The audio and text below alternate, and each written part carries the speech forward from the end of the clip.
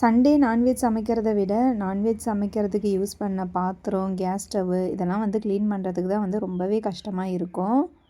நான் சமைச்சு முடிச்சுட்டு, சாப்பிட்டுட்டு கொஞ்ச நேரம் ரெஸ்ட் எடுத்துட்டு, அதுக்கப்புறம் தான் வந்து கிச்சன் உள்ளே வந்து என்டர் ஆனேன். வாங்கிட்டு வந்த வெஜிடபிள்ஸ்லாம் கொஞ்சம் வந்து ஸ்டோர் பண்ணி எடுத்து வச்சுட்டு இருந்தேன். அதுக்கப்புறம் counter top cleaning, gas stove cleaning இந்த மாதிரி ஒரு கிளீனிங் வந்து பண்ணிட்டு இருந்தேன். நான்வெஜ் ஈஸியா சமைப்பியா? இல்ல வெஜ் ஈஸியா சமைப்பியா? அப்படின்னு என்ன யாராவது கேட்டாங்கன்னா, கண்டிப்பா நான் வந்து நான்வெஜ்ஜ தான் வந்து ஈஸியா சமைச்சிடுவேன்னு சொல்வேன்.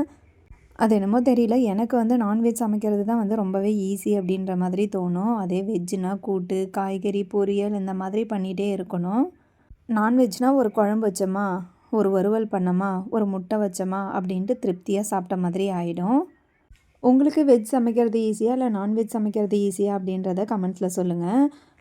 சக்கரவள்ளி கிழங்கு வாங்கிட்டு வந்திருந்தோம். சரி அத இன்றைக்கி வந்து அவிச்சு எடுத்து ஈவினிங் ஸ்நாக்ஸுக்கு வந்து ரெடி பண்ணி சாப்பிட்டுக்கலாம் அப்படின்ற மாதிரி தான் அதை வந்து அவிச்சிட்டு இருந்தேன். கூடவே டீ குடித்தா நல்லாயிருக்கும் அப்படின்ற மாதிரி தோணுச்சு. சரி டீயும் வந்து போட்டுட்டு இருந்தேன். இந்த சக்கரவள்ளி கிழங்கு வந்து ரொம்ப பெருசாக இல்லாமல் இது வந்து ரொம்ப குட்டி குட்டியாக தான் இருந்தது. ஆனால் டேஸ்ட் வந்து சூப்பராக இருந்தது. இந்த பெரிய கிழங்கெல்லாம் விட சின்ன கிழங்கு வந்து அவ்வளோ ருசியாக இருந்துச்சு. எங்களுக்கு சண்டே ஈவினிங் சக்கரவள்ளி கிழங்கு ஸ்நாக்ஸு வித் டீயோட சூப்பராக வந்து போச்சு.